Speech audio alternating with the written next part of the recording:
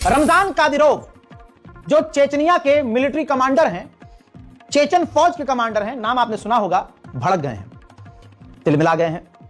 Ukraine के राष्ट्रपति Zelensky ने क्या किया, अमेरिका ने जो वेनेजुएला के साथ किया उसका एग्जाम्पल देते हुए जेलेंस्की ने कहा अमेरिका से कि अमेरिका चेचन आर्मी के कमांडर रमजान कादिरोव को किडनैप अगर कर ले तो फिर व्लादिमीर पुतिन सोचने पर मजबूर हो जाएंगे और तमाम आपकी शर्त मान लेंगे। जब यह बात सुनी चेचन आर्मी के कमांडर ने, रमजान कादिरोव ने, तो भड़क गए और उन्होंने कहा कि चेचनिया में अगर कोई आया तो वो वापस नहीं जाएगा और हाल ऐसा किया जाएगा कि वो हमेशा याद रखेगा। हजरात, वहीं जो मैंने आपको बताया था कि एक टैंकर का पीछा कर रहा था अमेरिका और वो रूस का झंडा लगाकर आगे बढ़ रहा था। दोस्तों, अमेरिका को रोकने के लिए रशिया ने सबमरीन तक भेजी थी, लेकिन सबमरीन तब तक नहीं पहुंच पाई, उससे पहले अमेरिका पहुंच गया। अमेरिका ने उस पूरे टैंकर को सीज कर लिया, उस पर मौजूद लोगों को गिरफ्तार कर लिया। रशिया ने कहा कि हमारे लोगों को आप रिहा करो, लेकिन अमेरिका उन्हें गिरफ्तार करके ले गया और टैंकर भी सीज कर दिया। दोस्तों, इसके बाद कई तरह की खबर आई कि रशिया बैलिस्टिक मिसाइल दाग रहा है और अमेरिका को धमकी दे रहा है। रशियन ऑफिशियल ने कहा है कि हमारे सब्र का बांध टूटने जैसा है और हमें मिसाइलों की ताकत दिखानी पड़ेगी।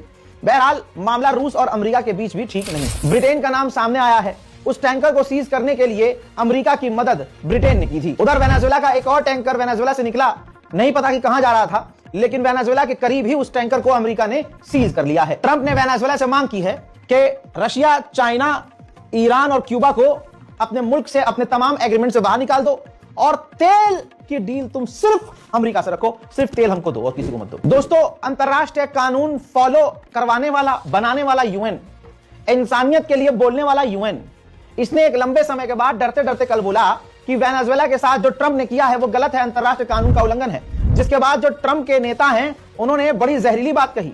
उन्होंने कहा कि जो ट्रंप ने किया वो जबरदस्त काम है और जो बकवास रिडिकुलस ग्रुप एजेंसी है यूएन नाम की, ये बकवास है, इसके कुछ भी बोलने से कोई फर्क नहीं पड़ता। वहीं इस चेहरे को तो आप पहचानते होंगे, डोनाल्ड ट्रंप का करीबी अमेरिकी सेनेटर है। इसने ऐलान कर दिया है कि वेनेजुएला का इंचार्ज डोनाल्ड ट्रंप है। वहीं इंटीरियर मिनिस्टर जो वेनेजुएला के हैं उनको ट्रंप ने धमकी दी थी, जिसके बाद वेनेजुएला के इंटीरियर मिनिस्टर अकेले गाड़ी में अपने किसी एक साथी के साथ घूमते हुए नजर आ रहे हैं और वीडियो में उन्होंने बोला है कि सब कुछ ठीक है, सब कुछ सेफ है, हमारे लोग सेफ हैं और लोगों को पता है कि उन्हें आगे क्या करना है। फिर से आई है रिपोर्ट कि वेनेजुएला की गद्दार महिला, जिसको नोबेल पीस प्राइज मिला और अभी भी वो ट्रंप को मोटा मोटा लॉलीपॉप दे रही है, ट्रंप चाहकर भी उसको राष्ट्रपति वेनेजुएला का नहीं बना पा रहे हैं, क्योंकि अगर उनको वेनेजुएला का राष्ट्रपति बनाया तो अमेरिका की फौज को वेनेजुएला में तैनात करना पड़ेगा, क्योंकि वेनेजुएला की आवाम उस महिला को राष्ट्रपति के रूप में नहीं देखेगी। उधर स्पेन के विदेश मंत्री ने गीला जूता अमेरिका के मुंह पर मारा है और कहा है कि वेनेजुएला के अंदर जो भी रिसोर्सेज हैं, जो भी तेल है, गैस है, जो भी केमिकल्स हैं, वो सब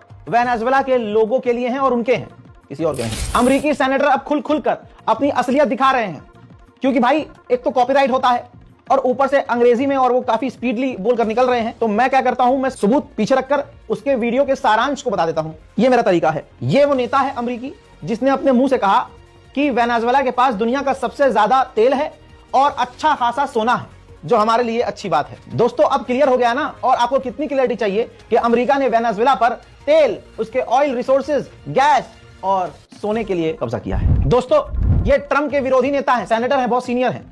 इनको अच्छा नहीं लगा जो वेनेजुएला में ट्रंप ने किया है, तो इन्होंने डोनाल्ड ट्रंप की सरकार से कहा कि ये जो आपने किया है, आप हमें एश्योरेंस दीजिए कि ये किसी और देश के साथ अब नहीं करेंगे आप।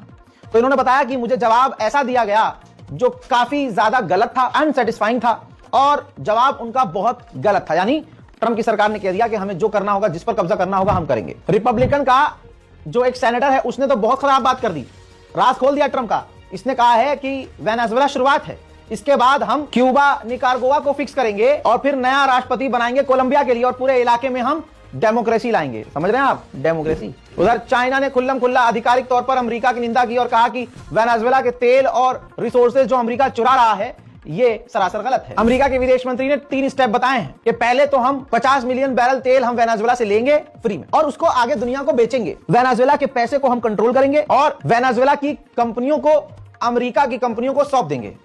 और आखिर में फिर वहां वेनेजुएला की सरकार को वेनेजुएला के लोगों के हाथ में छोड़ देंगे। As we move forward, we'll describe our process, which is a threefold process in Venezuela. I've described it to you now. Step 1 is stabilization to have dispersed in a way that benefits the Venezuelan people, not corruption, not the regime. So we have a lot of leverage to move on the stabilization front. The second phase will be a phase that we call recovery, and that is सारा खेल तेल का था। Report के अनुसार America ने Venezuela के तेल को बेचना भी शुरू कर दिया है और वेनेजुएला पर लगी हुई कुछ पाबंदियां भी हटा दी हैं।